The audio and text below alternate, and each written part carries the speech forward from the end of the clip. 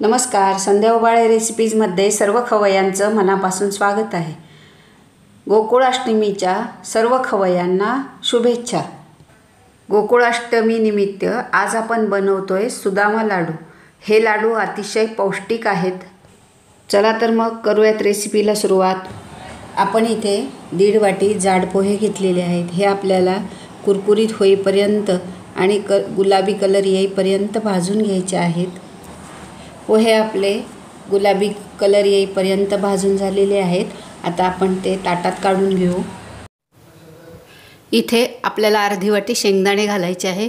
शेंगदाणे मी ऑलरेडी भाजून घेतलेले आहेत। छान खमंग खरपूस शेंगदाणे भाजायचे आणि याच्या साली मी काढत नाही। तुम्हाला काढायचे असतील तर तुम्ही काढू शकता। यामध्ये आपण 1 वाटी खोबरं भाजून घेऊ।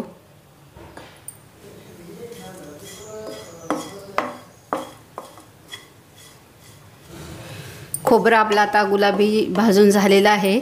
आपण हे काढून घेऊयात ताटात। इथे आपल्याला 10-12 काजू आणि 10-12 बदाम घालायचे आहेत। काजू आणि बदाम आपले छान भाजून झालेले आहेत। आपण काढून घेऊ। आता यामध्ये आपल्याला तीळ टाकायची आहे, अर्धी वाटी। तीळ आपण छान भाजून घेऊ। तीळ आपले भाजून झालेले आहेत। आपण काढून घेऊ। कढईमध्ये 1 चमचा तूप घालूयात। 10 ते 12 खजूर घालूयात। खजूर छान याला तुपामध्ये भाजून घेऊ, म्हणजे खजूर नरम होईल।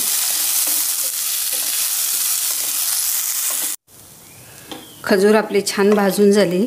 आता ही काढून घेऊ आणि मी थंड होऊ देते आणि याच्यातल्या बिया काढून घेते। खजूर आपले थंड होतात तोपर्यंत आपण हे सर्व साहित्य एक करून मिक्सरमधून काढून घेऊ। पहिल्यांदा आपण पोहे काढू। बारीक रवाळ पूड करायची याची।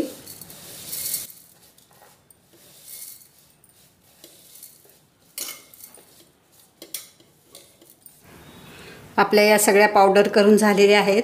आपण आता हे खजूर यामध्ये घालूयात। खजूरच्या बिया आपण काढून घेतलेल्या आहेत मी।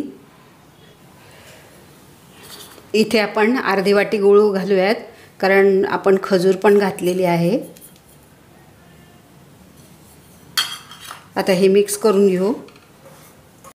हे मिक्स करत असताना मी इथे 1 वाटी खारीक पावडर घातलेली आहे।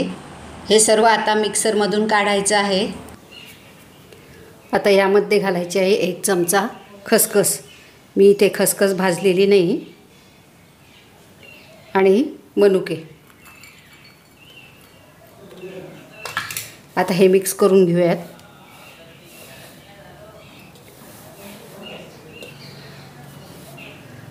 बघूयात लाडू वळतो का। मस्त असा हा लाडू वळायला लागलेला आहे, म्हणजे तूप घालायची गरज नाही। तुम्हाला जर वाटत असेल तर थोडंसं तूप घातलं तरी चालेल। आता आपण असे लाडू वळून घेऊ।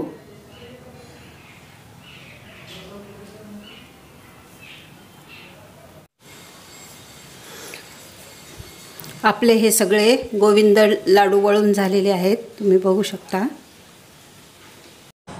मस्त असे पौष्टिक लाडू तयार झालेले आहेत। आवडले असतील तर प्लीज लाईक करा, कमेंट करा, चॅनल सबस्क्राईब करा। लाडू तर आपले तयार झाले आहेत। यावर आता तुळशीपत्र ठेवून श्रीकृष्णाला नैवेद्य दाखवूयात।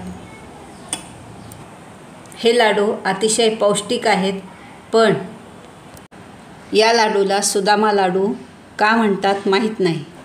कदाचित असे वाटते सुदामा आणि श्रीकृष्ण यांचं मित्रप्रेम दिसून येतं।